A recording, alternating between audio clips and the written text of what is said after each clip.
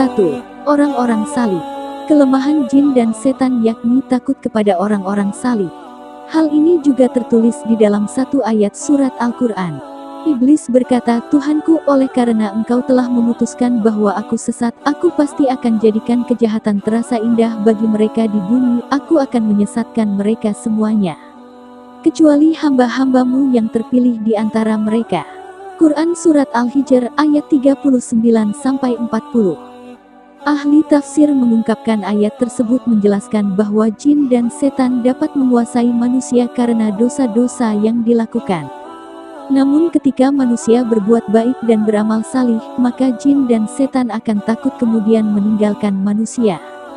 2. Iman Umar bin Khattab. Kelemahan jin dan setan selanjutnya yakni ketangguhan iman Umar bin Khattab. Dalam sebuah riwayat dijelaskan bahwa jin dan setan berjalan kemudian berpapasan dengan Umar bin Khattab, maka mereka lebih memilih jalan lain. Sebab mereka tidak berani harus berpapasan dengan Umar bin Khattab. Hal ini karena Umar benar-benar memegang kuat ajaran agama Islam. Dalam sebuah hadis juga disebutkan bahwa setan memang sangat takut kepada Umar bin Khattab. Selain Umar, setan juga takut kepada orang-orang yang menjaga keimanannya. 3. Tidak dapat menyerupai Rasulullah. Kelemahan jin dan setan lainnya yakni mereka tidak bisa menyerupai Rasulullah Sallallahu Alaihi Wasallam. Ini juga tertulis dalam sebuah hadis. Barang siapa yang bermimpi melihatku, maka dia telah melihatku, karena setan tidak dapat menyerupaiku. Hadis riwayat Muslim. 4. Tak bisa melewati batas langit. Jin dan setan memang memiliki kemampuan-kemampuan di luar nalar manusia. Tetapi, mereka tidak bisa menembus batas langit tertentu yang hanya bisa dilewati oleh malaikat. Jika mereka memaksa melewatinya, maka akan hancur dan mati. 5. Pintu yang ditutup dengan menyebut nama Allah Subhanahu wa Ta'ala. Kelemahan jin dan setan lainnya yakni pintu yang ditutup dengan menyebut nama Allah Subhanahu wa Ta'ala.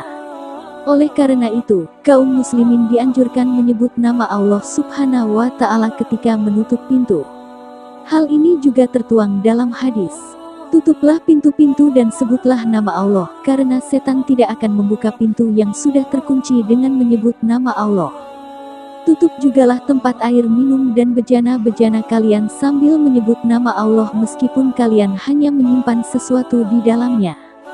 Dan ketika hendak tidur, matikanlah lampu-lampu kalian. Hadis riwayat Muslim. 6. Takluk kepada Nabi Sulaiman. Jin dan setan adalah makhluk yang takluk kepada Nabi Sulaiman alaihi salam. Seperti diketahui, salah satu mukjizat Nabi Sulaiman adalah dapat menaklukkan jin dan setan, sehingga mereka bisa bekerja atas perintahnya. Ini juga tertulis dalam salah satu ayat Al-Quran. Kemudian kami tundukkan kepadanya angin yang berembus dengan baik menurut perintahnya kemana saja yang dikehendakinya. Dan kami tundukkan pula kepadanya setan-setan, semuanya ahli bangunan dan penyelam, dan setan yang lain yang terikat dalam belenggu. Quran Surat Sa'ad ayat 36-38. Wallahu a'lam bishawab.